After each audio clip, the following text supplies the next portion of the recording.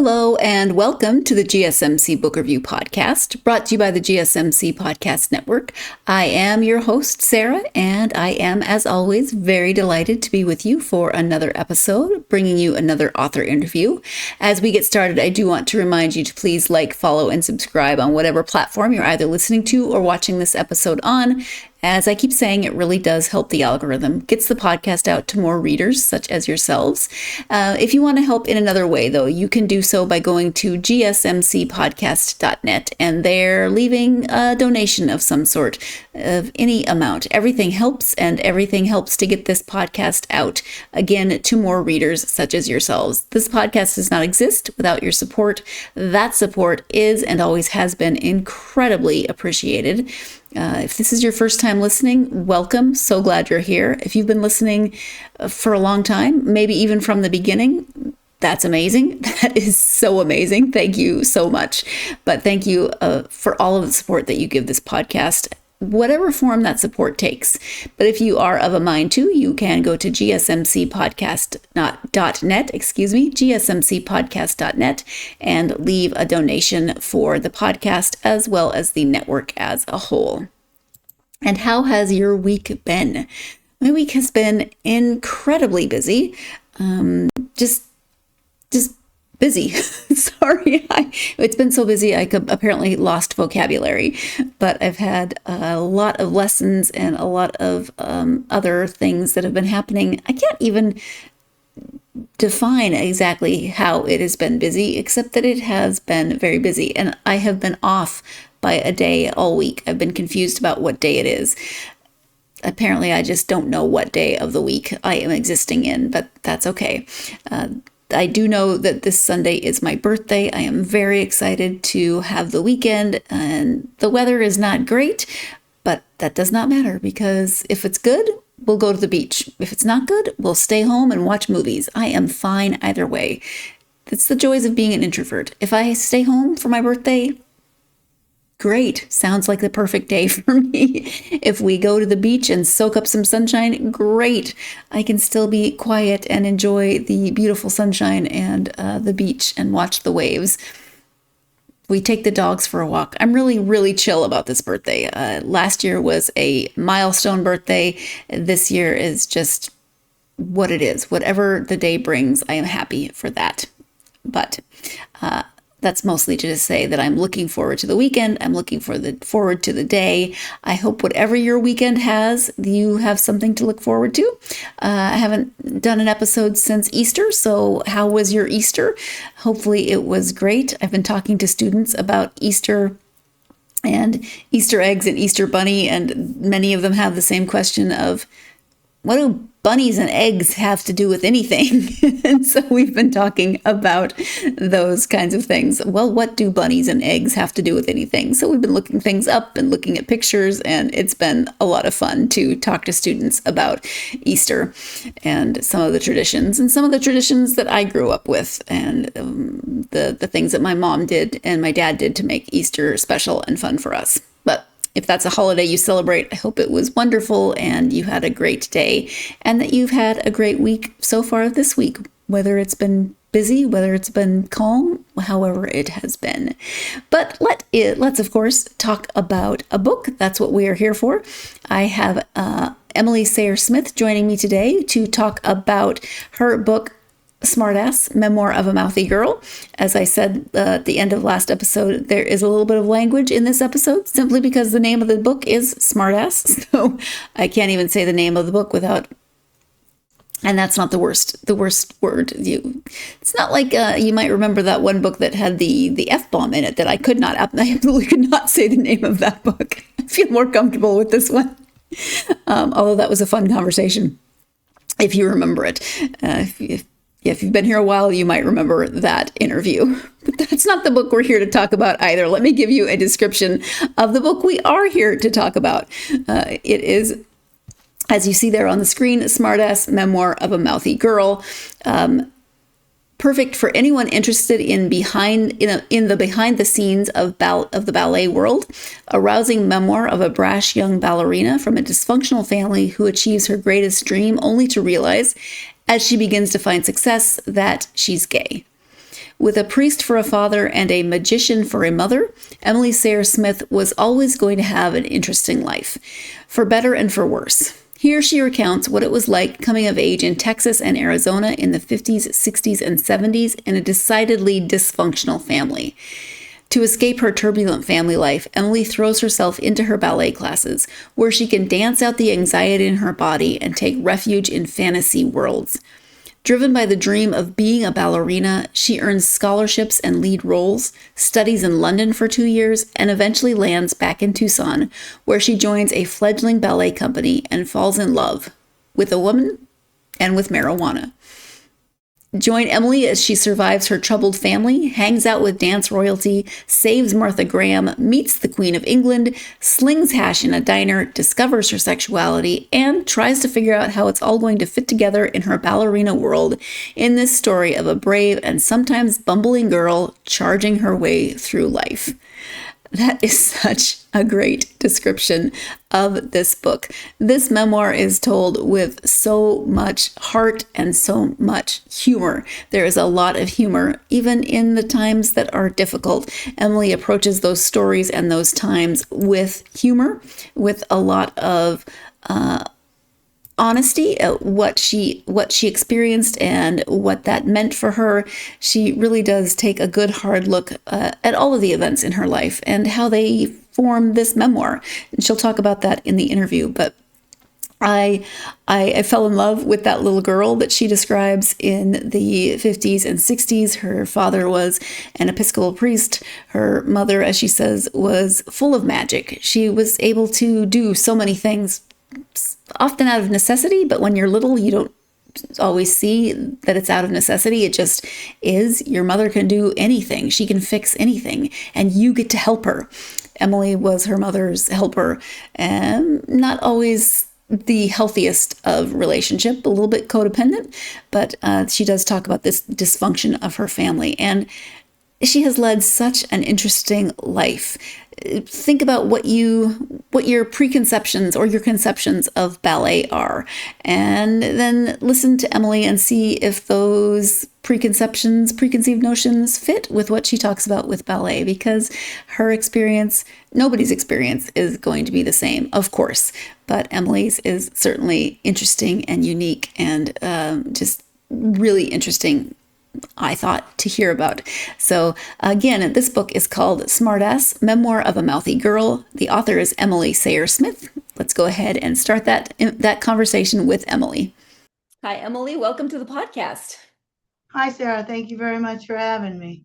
Thank you for being here. I am excited to talk about your memoir. It's called Smartass, Memoir of a Mouthy Girl, which I love the title. Before we get to that, though, if you wouldn't mind just introducing yourself so my listeners can get to know you a little bit. Sure. My name is Emily Sayre Smith, and I had to use my whole name on the book because, when my editor said, "What's your last name?" and I said Smith, she said, "Oh, that's unfortunate." Yeah. So born in Texas, grew up in Arizona, been wandering since high school, followed my dream to be a ballerina and a dancer.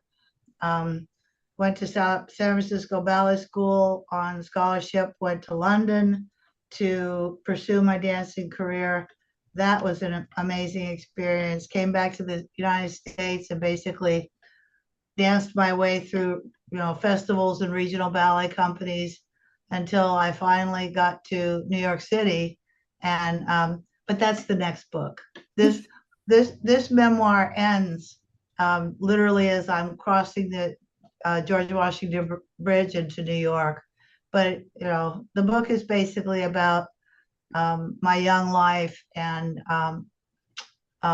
growing up, coming of age, and eventually coming out. Oh, and I live in Palm Springs, California now. Okay, thank you. Yeah, you have been a lot of places. You've led a very interesting life, which is wonderful. You've given a little bit of that overview of the story. So tell me, what was your inspiration to say, you know what, I'm going to write this down and turn it into a memoir? Well, I have to admit, I had been threatening to write a book for 20 years just because I'm a big storyteller. I'm 35% Irish, so maybe I was kissed by the Blarney Stone. Um, but really what the impetus was going through a divorce about 5 years ago, and that it was such a transformative event for me. Mm. Um, and doing some therapy and made some realizations about myself that I'm kind of attracted to crazy because crazy is what I grew up with. My parents Hmm. were crazy. Um, and I don't use that disrespectfully. I love them. Yeah. I know they did the best they could, but they had problems with mental illness. Yeah. And unfortunately, I think that gave me an attraction to mental illness. Um, Mm. and it Yeah. made me codependent. It's Right. like I was trying to fix my parents. So I would choose people, relationships where, people had issues and I could, I'd put my hero cape on and I was going to fix them. Yeah. So um, when I realized these things, I was like, what made me this way? It's like I hadn't put it all together yet. So I sat down. I was trying to avoid cleaning house, if you want to know the truth. I hate to clean house. I was doing all these little things of like, oh, I'll hang this picture, I'll do this. And then I was like, oh, I'll sit down and write the outline for that book that I've been threatening to write. And I started writing the outline and I was very quickly bored. And I was just like, oh, I'm just going to start. And I just started writing and 37 pages poured out of me. And I was like, oh, this is fun. This is fabulous. Um, so that's how it all literally happened. Yeah. It was time. You needed to get that out. It was Um, time. yeah. Yes. You mentioned, the being codependent, and it's understandable from an outsider's point of view because as you're reading, your mother very quickly depended on you for a lot of things from a young age. Yeah. So you were kind of you were her helper. You stood in for your father a lot, who had Right. chronic pain issues. Yes. So I you became my became, mother's paramour. yeah. Yeah. Um, and so your father was a priest. Your mother, uh, I say this not to define her, but I think it felt like was very disappointed in a lot of things in life because she did not get to pursue what she, the career that she wanted because of the time it was. Absolutely. So she compensated in other ways. Absolutely. Yeah, my Um, daddy was an Episcopal priest. Um, I call it full drag because, they stand up there and, you know, it's a very fancy embroidered dress and, with consecrated fingers so they can touch yeah, the Holy Communion and, they do church and they're, yeah, God's representative, but then at home he's busy, beating up on my mother. So, that was a confusing thing. And yet yes, I had great pride that my father was, what's your dad do? He's a cop, he's a fireman. What's your dad? He's a priest, yeah, you know. And my mother was simply magical. She was a very smart woman. She was a very beautiful woman. And she could do, and because we were poor, my daddy didn't, we barely made ends meet, and my mhm, mother made us look good by all the things she could do. She would reupholster furniture and renovate houses, and so yeah, yeah. yeah. Rewire something because it just wasn't the way she was. Yes, she Well, was. it didn't work, and Yeah. very at a very young age I literally remember being put on the stool and um, being told, standing at the breaker box, and she would yell from the other part of the house, and I would, flip the breaker, and it's like she taught me all kinds of things, and she taught me that you could figure things out. Life was Hmm. not, this was not a big mystery that I could do these things, Right. electrical, plumbing, that kind of stuff. Yeah. Another Yeah. consequence of your father's career was that you moved a lot. So I would Yes. imagine that that shaped parts of your personality as well. I think probably so. We moved a lot until I was about 9, and then once I was 9 and we moved to Tucson, Arizona, we settled down, and my daddy got a what I call the good job, Yeah. um, and we stayed there until I was through high school. So yes, I think moving a lot makes you, it helps you learn how to break in and make new friends and adapt um, but it also sort of keeps the ground a little shaky underneath your feet. So there's good and bad. Yeah, absolutely. I feel very lucky that my family did not move a lot in my childhood, really at all. I mean, we moved when I was a year and a half. I do not remember that. And then we moved to a different house when I was about 3 or 4. Don't remember that either. So my entire childhood, in my memory, took place in one house, and I am grateful for that. But I can definitely see that there would be some benefits to moving. And Emily talks about that, she learned a lot of skills, meeting new people, fitting in, coping mechanisms that were helpful later in life when she again moved and traveled and had a lot of experiences. But, there are pros and cons to every situation. But we are going to go ahead and take our first break of this episode. When we come back, we'll be talking more about the title, especially the subtitle, Memoir of a Mouthy Girl. What does mouthy mean to Emily? You're tuned in to the GSMC Book Review Podcast, and I'll be right back.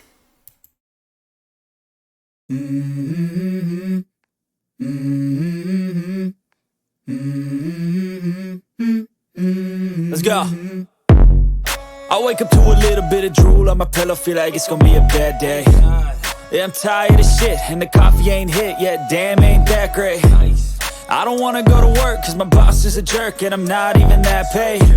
I need a change in my life, cause I don't feel alive, and there's nothing that makes me happy. Hold my beer for a minute, I'm about to quit my job, cash in for a ticket. I'm going on a trip and I don't plan to visit. I'm gonna stay there till I feel like I'm winning, and this is just the beginning. I need a big change, help me feel like living. I need a big swing, home runs I'm hitting, and I'll never look back, moving on till I get it all.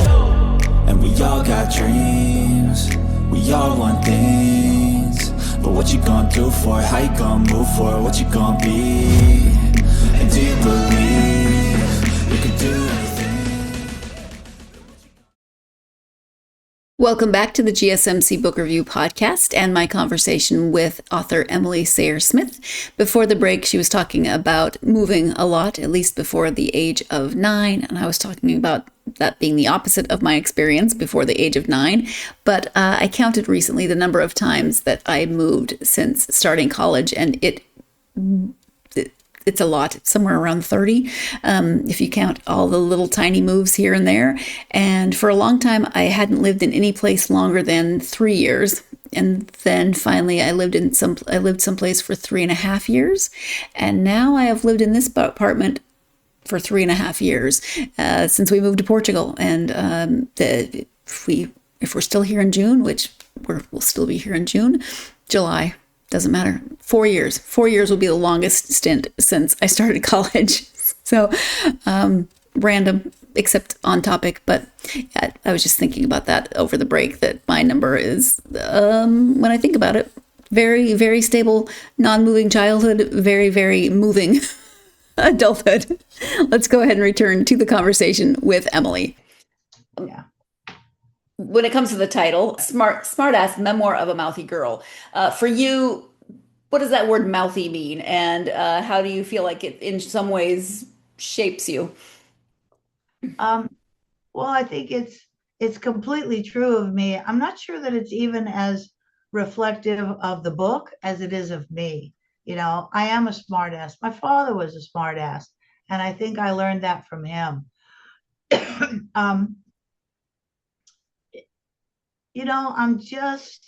I'm just not a woman who just lets things go, lets things slide, which has never been really great for me because, in jobs, in ballet companies, and later in corporate work, it's like people don't always want to hear it. We don't want to hear you tell us about the inequities of what's happening here, Emily. You're just supposed to sign up for the dysfunction and go along with it. So I tend to say how I feel and what I think and let the chips fall where they may. And Mm-hmm. sometimes they don't, they don't fall in my favor exactly. So, Right. yeah, I am definitely a mouthy girl. Well, I mean, every personality trait has the pros and the cons. You know, Right. you're assertive, but then some people have to take that badly. There's always no matter what you are, somebody's going to be upset with it. So embrace it. Yes. When you moved to Tucson, that was also when you started ballet. Yes. Some little girls want to be ballerinas from a very young age. You started ballet just kind of out of happenstance. So talk about the role it played then in your life. I went to ballet because my best friend was Peggy Paver and she went to ballet. And surprisingly, my mother said, yes, I could do that. Um, I was the kind of kid who was, anything physical. Are we going to run, jump, play, climb trees, jump rivers, play? But, it's like whatever that, I guess it's ADD thing, but I think sports and eventually ballet probably saved my life and my sanity. Mm, Um, and then I discovered at ballet class, it's the chorus line song. Everything was beautiful at the ballet. You got to escape, or I got to escape into fantasy and um, we're going to be nymphs, we're going to be fairies, I'm going to be a court jester. You get to be other things. And also, I think, forced me into the physicality of dancing, which got me out of my head and out of my thinking, because ballet is always like, that's fine, but can you do this? mm, It's always, one more turn. Can you jump higher? It's never good enough and it's never going to be. It's always more, more, more, more, more. So I think I really loved that. Um, yeah, it saved my life. yeah. Wow. Which is wonderful that you found that and that it was the thing that you needed. Yes, Um, very much so. yeah. I think So, there was a second part of that question that maybe I lost. well, now I can't remember what it was. Moving on. It's okay. I think you answered it just fine. Um, so when you sit down to write a memoir, um, talk about the process of deciding which stories to include. If I was a trained, you know, literature student, I could give you chapter and verse. Um, I know I'm an author, I know I'm a writer, but really I'm a storyteller. Hmm. Um, that's what I know how to do. And and because it's my life, it laid itself out in front of me. I almost want to say I channeled my own story. You know, Mm, it just became apparent. This is now what's next? What's that? Because everything's not in there, but at the same time, um, it flowed rather easily. Um, so I can't say that I'd love to take credit for, yes, I wrote an outline and I thought I'll do this, I'll do this, I'll do this. That's not how it happened at all. You yeah. know, it just came. Yeah. Yeah. Well, you said you started the outline and you were like, nah, no, no, thank you. Yeah, Uh, that was boring. right. I just want to tell the stories. Similar to what 9-year-old you thought about crafts, apparently. I love how yuck every time the word crafts is mentioned, you're like, what? Well, it meant you were sitting somewhere. And I it's see. like, okay, I can make an ashtray out of clay. Okay, I'll braid this plastic ribbon stuff to make a keychain. But it's like, I'd rather be, I want to go horseback riding. I want to go shoot archery. It was just, crafts were boring Yeah, right, right. to But me. No, right, exactly. But to me, that was one of the things that did make me laugh early on, and humor plays such a good, strong role in this book. So, Yes. talk about your own sense of humor and how you incorporated it into the writing. Somehow I got funny because, um, people have told me through the years, you're very funny. And I mean, I kind of knew this because people, I'd be regaling a dinner party with stories, and people would laugh. That's very gratifying. And, you know, life is hard. Life can be hard. So it's like, to me, seeking the joy. Where's the joy? Where can we find joy? And also, it's kind of easy connection. If you can give information with a glint of humor in it, I think people will listen more. You can connect more easily. So I tell all my friends, I said, it's like I'll tell any story, I'll make fun of anybody, anything, myself included, as long as it's funny. If it's Hmm. not funny, it's me. But it's like, Hmm. as long as it's funny, as long as there's some humor there and we can all laugh and find some joy in whatever that information is, then I think that's a good thing, you Yeah. know. And I think I got some of that from my father. He liked to tell jokes. He was a bit of a smartass.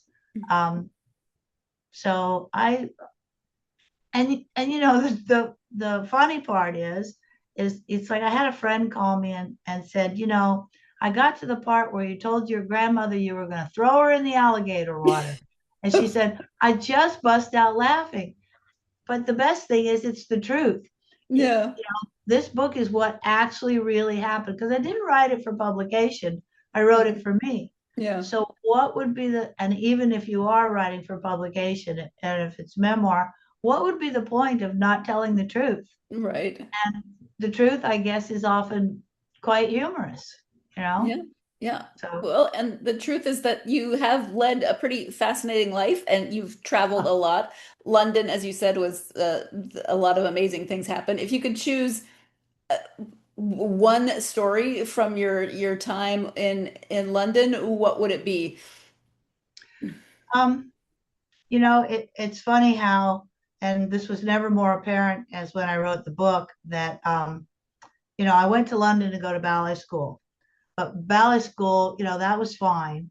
But then I got, my friend Jillian got a job at the English National Opera House. And she's like, come on. And I got a job at the English National Opera House. And it's originally, selling programs and ice creams at the interval. And eventually my boss said, oh, the regular girl didn't show up. I need you to go in the royal retiring room. And the royal retiring room is where the big fancy box is. And there's a room behind so that who's ever in the big fancy box doesn't have to mingle with the hoi polloi at the interval. Um, so those are the stories that I really loved Hmm. because, and the time that I really loved because, this was back in the 70s and in the ballet world, it's like, Nureyev and Eva Evdokimova and, Fontaine came. I mean, I saw these dance gods as far as I was concerned. Yeah. And, I took care of Princess Margaret one time. And but I guess one of my favorite stories is the Queen came. Now the Queen's a whole nother level. She Yeah. doesn't deal with opera house staff. She has her own people. Right. So Jillian and I were relegated to simply holding the doors open to the royal retiring room for when they all went in. Um, and so we're doing that, and the Queen's coming in, and it's all very exciting. And Jillian can see down the hall. My back is, because of my door, is to the Queen, and she comes around. Everybody goes first, and she's last in line. And very unassuming, sort of like a very nice, very pretty British housewife in her good shoes and her handbag. And everybody's filing in. They're like 5 steps up into the retiring room and kind of slows down. And I'm thinking, come on, you guys, you've left Queenie out here standing in the hall. Get up there. And so everybody goes in, and Jillian nods at me that it's time to close the doors. And we close the doors. But my door doesn't close all the way. It kind of bumps. And I have this vision of me having hit the Queen in the butt, in the backside, with my door, and that she's now face down on the steps, and that I'm going to be immediately arrested and taken to the Tower of London and beheaded at dawn. And I look at Jillian like with like terror in my eyes, and she looks at me and she sees my face and she just goes, run. And we just gather because we're wearing long skirts, we gather our skirts and we just bolt. So yeah, the Royal Opera House and the Royal Retiring Room, that was heady stuff. I'm 17, 18 years old. Right. It was very exciting. Yes. Oh my gosh, I told you there was a lot of humor in this book, and just that story should give you an idea. But I love her friend, run. And she was only 17 or 18. I would not have had the wherewithal, the personal, I would not have had the coping skills to even be in the presence of the Queen, let alone accidentally hit her in the behind as she's going through a door. That story I love it so much. I'm so glad she told it. We're going to go ahead and take our second break of this episode. When we come back, still talking about this because still making me laugh in the conversation. You are tuned in to the GSMC Book Review Podcast, and I'll be right back.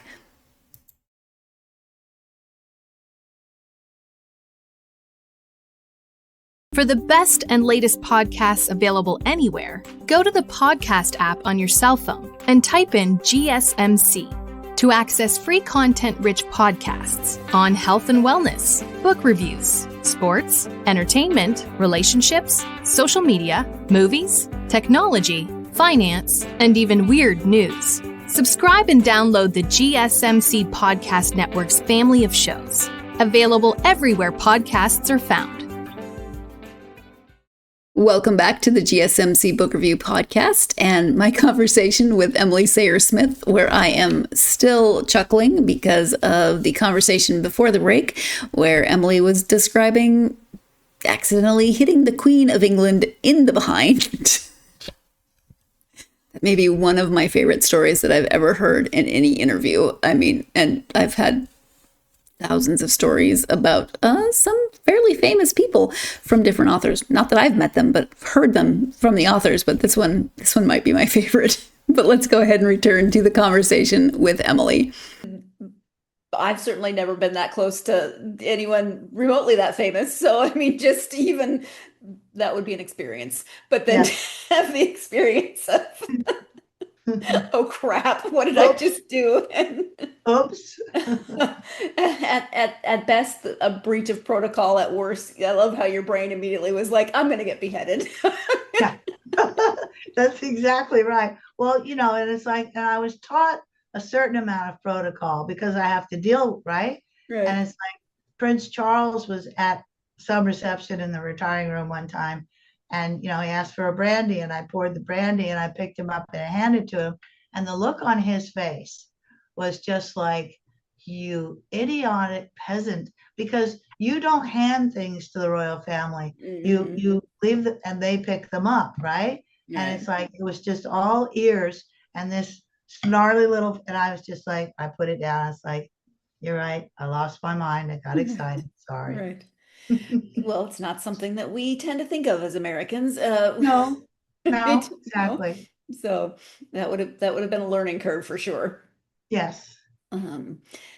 There is just a quick scene and a quick line when you went to summer camp, and the at the end of the year, the performance, the one girl, the very popular girl, played the male lead, and you just said, and at that point, I realized I was in love. I think you're right. I didn't know what it means, but I didn't know what it meant, but I had a secret. Yes, they did. What is it? It's Annie. I think it's Annie Get Your Gun, and there's a song, "The Girl That I Marry," And it's a lovely little song. And she said well, I was in love with the show. It's like just the theater, right? And um, and then she sang that song, and because as a future little lesbian, I don't know what's happening. I don't understand these. I don't even think I'm really conscious of the fact that I had crushes on girlfriends and all this kind of stuff. I was 9, Right. and but when she sang that, it was a transformative experience. I couldn't have explained it to you or why, but yes, it was a magical moment to me. So yeah, I was in love and I had a secret. Yeah.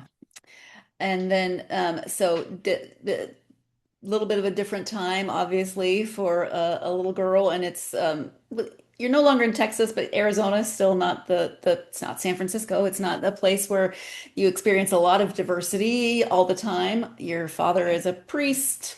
Right. I know a lot of very liberal Anglicans and Episcopalians, but that doesn't mean your family was. So, I mean, what was that process like for you of realizing you are a lesbian coming out?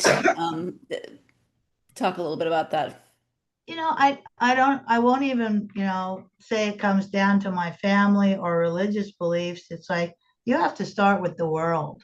It's like the world is not in favor, for the most part, of homosexuality. I used to say, it's against the law in 23 states and 37 countries. Mm, It's like I'm not sure where it is. They could still stone you to death. It's somewhere in Africa if yeah. they find out that you're a homosexual. And that's just the world being afraid of something that's different that they Yeah. don't understand. So sorry, I went somewhere and lost my train of thought. You're okay. Um, it wasn't hard really, because the hard part was not was thinking the hard part was thinking that I was crazy. I didn't know Mm, why I was different. I hmm. just thought because my parents were crazy, and I say this Yeah. with love, um, that and I knew I was different. I didn't know exactly how I was different, but I knew I was different. So I figured I was just crazy because they were. So, I didn't realize that I was gay, that's what it was, Right. until literally I kissed my first girl. And Mm, then it was like, oh my, oh, that's what it is. And, it's kind of like my power had been temporarily plugged in and mm, that was taken out. And now I was permanently, my nervous system got hardwired and permanently connected, and it just lit me up. It's like now I was a whole person. I'd yeah. been kind of a half person, a shadow of myself. And now I understood, oh, that's what it is. That's Yeah. why my relationships um, to like men. I don't dislike men. Right. It's like I love men. It's like there's nothing wrong with a penis. It's very, handy during sex, but I don't fall emotionally in love with men. Hmm. And I fell, I fell in love with this woman, and that that was a revelation to me. And and it was kind of, and I don't think it was that hard, because Mm, not long thereafter I moved to New York City, where it's a little bit more yeah. acceptable. Yeah. And it was also the 80s, and not Hmm. long after there, then the AIDS crisis, and Yeah. the world was very active, or the gay community was very active in coming out, and Yeah. that it was important to come out, because like Harvey Milk said, it's like, if everybody would come out, then people would realize that somebody that they know, and love is gay. Yep. It's like the lady next door that you helped pick up all the tree branches and put them in her green barrel after the storm. you know it's like she doesn't know you're gay, but if she finds out, it's kind of like, oh, she's just a very nice woman, and she was helpful to me. Oh, yeah. So I really think it's and I think a lot of it's driven by, or at least in the past it has been by the church and power. And the Republicans use it as a wedge issue of, oh, at first it was, oh no, first it was us, it was gay people. It's like, you better be scared of them. They're gonna come get your children. Then we changed that to Mexicans, and it's like, oh, the Mexicans are all gonna come take your jobs. Yeah. Well, and now maybe it's just women in general. Oh, look out, guys. Women are going to come take your jobs. Yep. Yeah. Work harder. Yeah. Well, and to your point, and what Harvey Milk said is, if everyone came out, that people would realize just how many people they know who are LGBTQ plus, but also you saw it from the other side. Growing up, you did not have those examples. So of course, how would you knew you were different, but why and what did it mean? Right. Exactly. I just, lesbian was just the worst thing you could be called on the playground. Yeah. I don't even think I knew what it was, but I knew it wasn't good, So yeah. So, but now it's more out and talked about in the public domain, and this can only be healthy for people, so, and for kids. So when I think about ballet, I sometimes think like sort of hyper feminine, like you've got your prima ballerina and was that strange for you to have to be in this field? Did it feel a little odd, or was it just what it was? It was just playing dress up. I've been playing dress up since mostly I was the prince. Right. Yeah. But I'd been playing dress up since I was a kid, and it is a ballerina, I think, is the epitome of femininity. It's like when I did my first real ballerina role, it's like, I have long hair down to my ass. It's all up in a bun. I have a tiara on, full stage makeup, a pink tutu, pink tights, point shoes, and I've got a cavalier. I've got a prince who I'm going to dance with. It's like, absolutely. The problem came really after I realized that I was gay, and that didn't, somehow that made coming out hard. Me being gay, and because a lot of dancers, they're dancers all the time. Do you know what I mean? They wear clothes that look like they're dancers. They walk like they're dancers. And I showed up in my jeans and my boots. It's like, this is a role I play. This is theater. This is not who I am. So, and eventually, as part of coming out, I cut my hair. Well, this was shocking. I go from hair down to my ass to like really short hair. So I think it was part of the process of coming out that I gave up that hyper femininity thing. But I can also tell you, it's like, I hated point shoes. They really hurt. I can only imagine. They look like they hurt. Yeah. My toes cramp even thinking about it. So yeah. I definitely was one of those little girls who wanted to be a ballerina. Thought they were just so beautiful and so elegant and dancing on point. Oh my gosh. I so wanted point shoes. I just wanted to try them on. I've never even seen point shoes in person, but I wanted to dance in them. And then I got older and started learning what exactly is involved in dancing on point and surviving point shoes. And I'm okay. Emily, you're amazing. And all ballerinas are amazing who dance on point. But we're going to go ahead and take our next break of this episode. When we come back, still talking about this, because Emily was talking about her coming out story, but still talking about that and how the ballet world and the theater world are very similar and also, of course, different. You're tuned in to the GSMC Book Review podcast, and I'll be right back.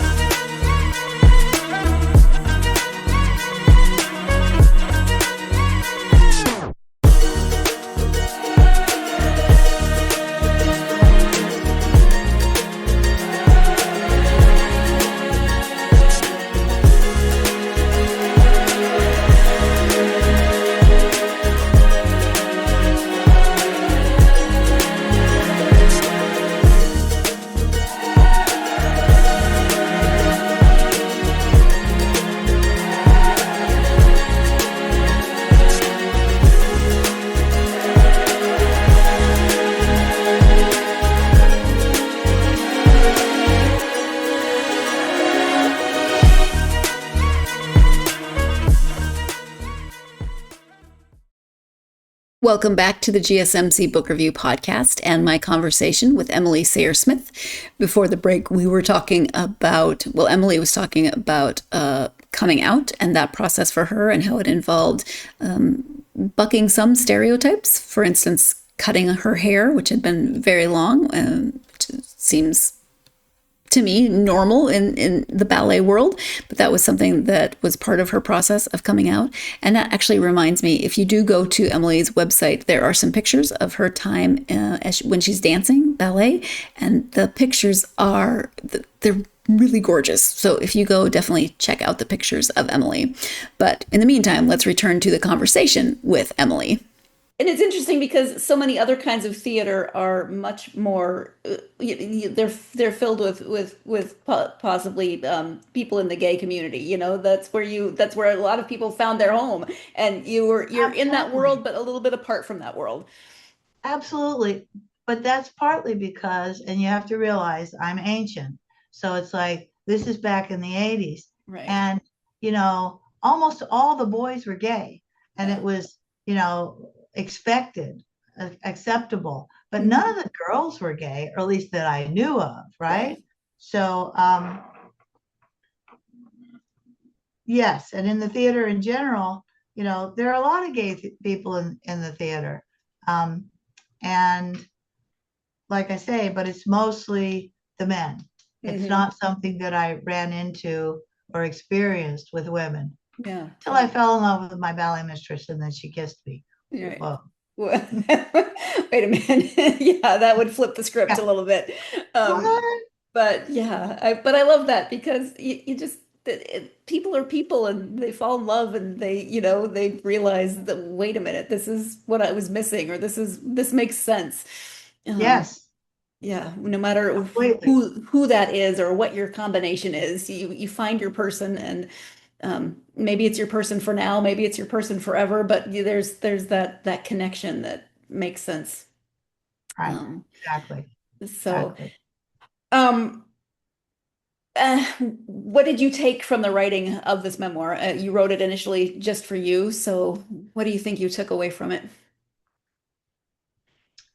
I took away from it that I'm a good storyteller and a pretty darn good writer. Now, God knows my editor made me a much better writer, and I learned a lot because I was not educated. My sister has a degree in English literature, not me. I have a high school education, and then I split to take off around the world. Yeah. So that I know I'm smart. I'm a good writer. My editor made me better, and that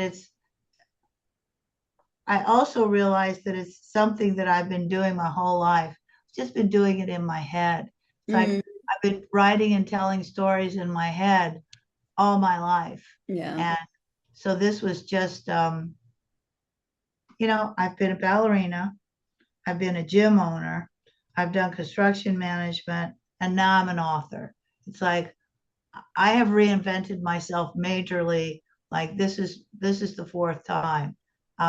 It's taken me a while to say I'm a writer. It's taken me a while to say I'm an author. But when the book comes out and they send you a box of them and you literally have a copy of the book, it's like with your name on it. Right. You have to, finally admit that you're an author. So, yeah, that's what I took from it, is that, work hard, put your best effort into things, and see what happens. All you can do is fail.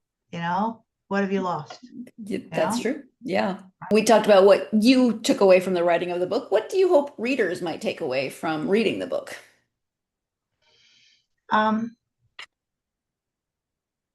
Try again. It's like I talk about, two of my favorite books are Everything You Ever Needed to Know You Learned in Kindergarten. Your numbers, your colors, how to get along with people, when is lunch, and The Little Train That Could. I think if I think I can do something, I generally can, because I think I can. No, I think I can. I think I can. I think I can. if you don't think you can do something, your brain's gonna defeat you, So I think what I want people to take away is, life is an adventure, just try things. If you fail, try something different. Enjoy yourself, have a good time, because in the feedback that I've gotten from people is, you've had an amazing life, which I never thought about that way because it was mine. Right. I just, and that I'm kind of adventurous, but I think I was just, a lot of times I was poor and desperate, so it's like the English National Opera House. I just needed a job. I needed money. I made 20 pence an hour, which was like 40 cents. It's like, but it was something. And I was an American working under the table in Britain. So, if anybody takes anything away from the book is, read the adventures that I've had and know that I had a really good time. Yes, some of it was shitty. It's like my editor said, you had a challenging upbringing, but it's not a trauma memoir. It's like, no, there's traumatic stuff in there, but I don't think that's ever what I focused on. It was just like, okay, that happened. Now, what do we do next? Now, what do we do? Right. So I hope it lets people know that, there was a song, I get knocked down, but I get up again. You never gonna keep... What? Chumbawamba. Thank you. Thank you. It's a good song. Yeah, one-hit wonder. Random things in my brain that I can't remember what I had for lunch yesterday, but that. Yes. Well, came out of my brain, so. Exactly. You mentioned that you are working on book 2, so can you talk a little bit about what people encounter in that book? Book 2 and working on is a stretch, because I literally got what I think is about halfway through it as I finished the first book, because I was just on such a roll, and it was but then in the process of editing the first book and arcs and proofing and all that process kind of took over. Right. And I also think I hit a part in my life that was more challenging to write about. Part of it is because some of these people are still alive, and maybe the things that I'm going to talk about, who knows? So that kind of waylaid me. I wrote a piece about my divorce, because that was something that I also needed to process. I've been doing press and PR, articles as requested, things like that, but not as much writing as I'd like to be. Right. And part of that is, recently it's like I fell in love, and at my advanced age, which was just a real surprise for me. So yes, and if this book gets some legs to it, and because hybrid publishing isn't free, it's not like Simon and Schuster gave me $100,000 and said, here, we're going to publish your book. Right. It's like I have to lay out money to publish this book. Right. So plan is to publish the second, but first I have to finish it. Right. So I just need to buckle down. Yeah, that's the crazy thing about having a book that's out, is that you're trying to write this one, you're still focusing on this one. It's a very sort of split personality existence. Yes. And I tend to be a linear kind of girl. It's like, you go away, now I'm going to do this. Right. Yeah. Yeah. And you have to split your focus a lot. Yeah. What advice would you give for somebody who thinks might have a memoir? Write it. Yeah. Just, write it. And, if you could, one of the things that was helpful to me was, I didn't know what I was doing. I thought I was writing this as a therapeutic exercise. But once I was writing it and I let friends read it and they were like, oh, this is fabulous. I was like, really? And then somebody said, here, I know this writing group. And the writing group turned out to be connected to Brooke Warner and She Writes Press. That's my editor and publisher. And, it was the dumbest thing in the world. It's like, it would be a Zoom thing call with like 100 people on it. And Brooke would talk for 5 minutes and then she'd go to write. And we all just sat there and wrote on camera. Nobody said a word. We didn't talk to each other. We didn't, it was, but there was like a camaraderie and an accountability to it. So I think maybe finding community and, just do it. It's like, if it sucks, then it sucks, or it sucks, but you just need an editor. It's like, just do it. And I think the key to the success of my memoir has been, I just pulled my underpants down in front of the whole world, but it's the truth, and the truth is, well, A, it's funny, and B, it's, I guess, endearing to people, it's like they can relate because I haven't set myself up in some like, yes, I went to London, I was a ballerina, it's like, I went to London, I didn't know what the hell I was doing.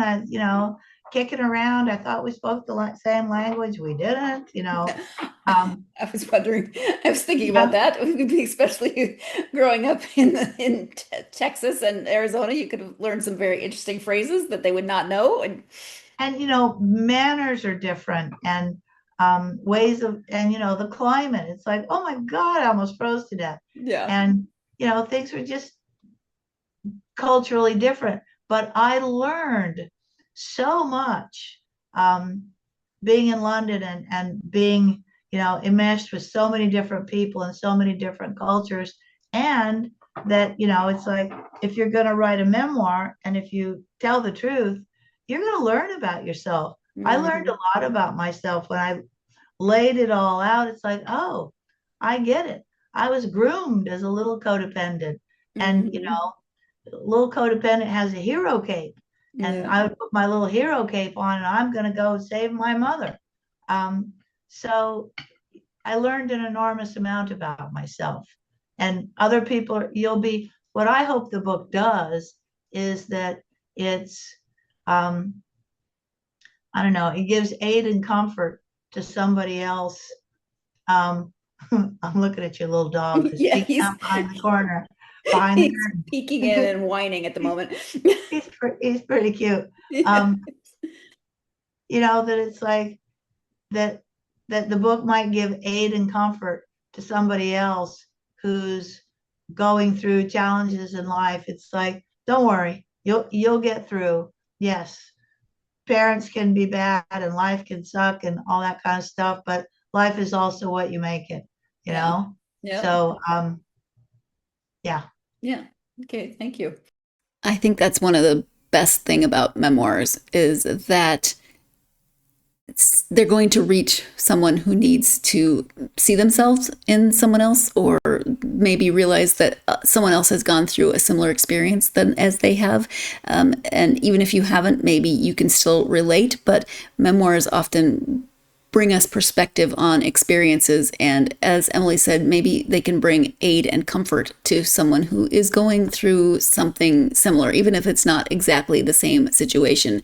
And so I, as you know, love memoirs, but that's one of the many reasons that I do love memoirs. Let's go ahead and take our final break of this podcast. When we come back, Emily will talk about what she likes to read. You're tuned in to the GSMC Book Review Podcast, and I'll be right back.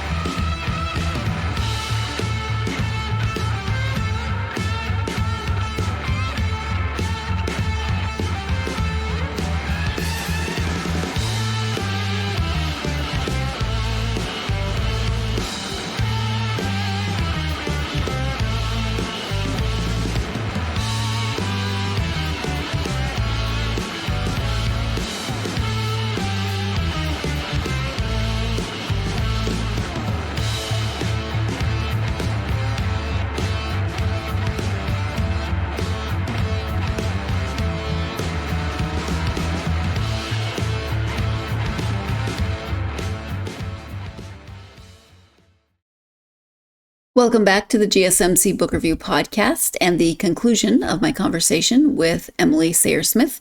Before the break, Emily was talking about writing the memoir and the process of learning a lot about herself through that writing, and how she tried to be really honest in the writing, not only for the reader, but also for herself, because that really was part of the process of learning about herself, seeing how all these pieces fit together, how this led to this, that led to this throughout her life.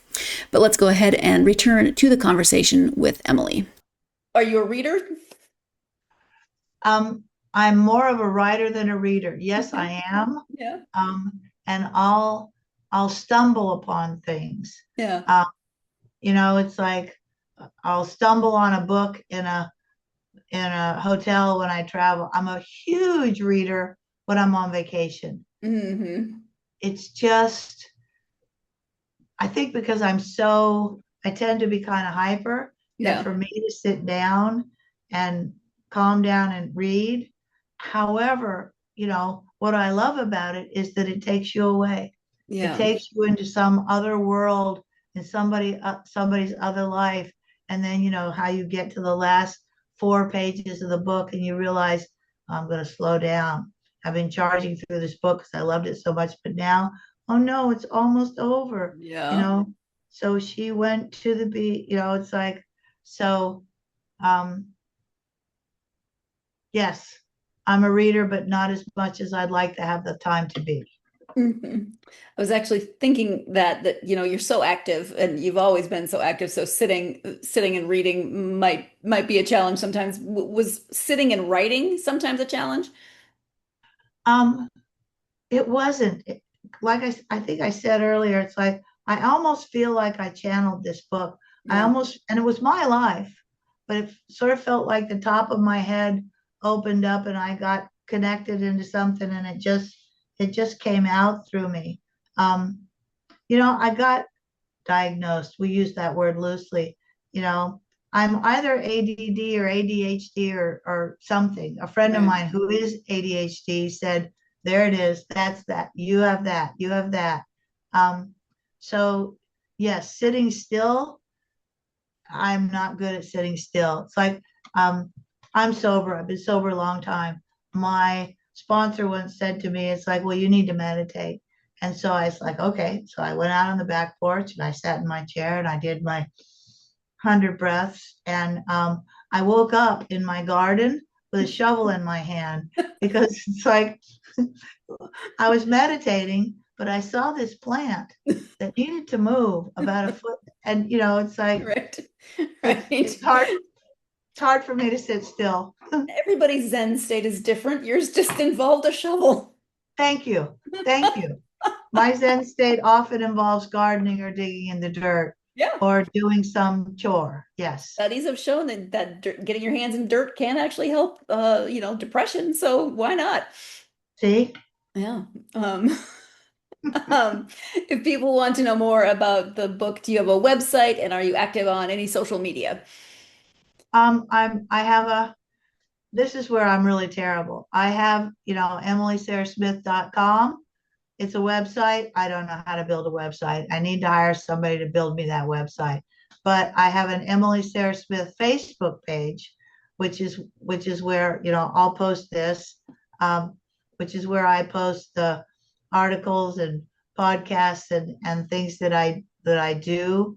And, Brooke tells me I should be writing on Substack and all these kinds of things. It's just not my thing. Yeah.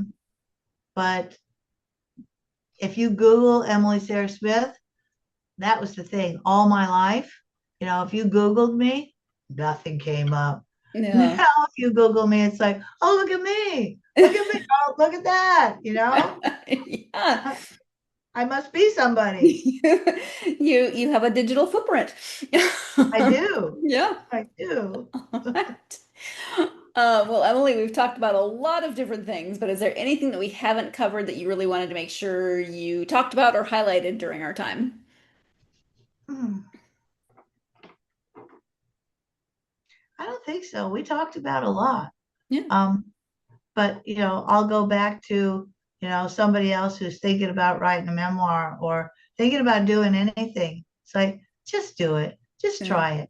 It's like they talk about, who wrote Harry Potter? What's her name? She was a starving housewife on public assistance, and then she wrote Harry Potter. Tina Fey was and then she got it, it's like people who are very successful were big failures before they found, it's like you're going to fail and fail and fail and fail and fail your way through life. And then you're going to hit something that, you may become very successful at. So it's like, don't let failure discourage you. Go ahead, do that, fail, try that. I believe in that very much because I think that's also been my experience. It's like I succeeded at things until I failed and it was time to move on. I succeeded at something else until I failed and it was time to move on. So, and don't be afraid of being different. It's like, I have a high school education, I'm not, don't be afraid to, buck the trend and not go to college or put college off for a while. Don't be afraid to move to Portugal. Don't be afraid to, try something different. Life is for everybody is very different.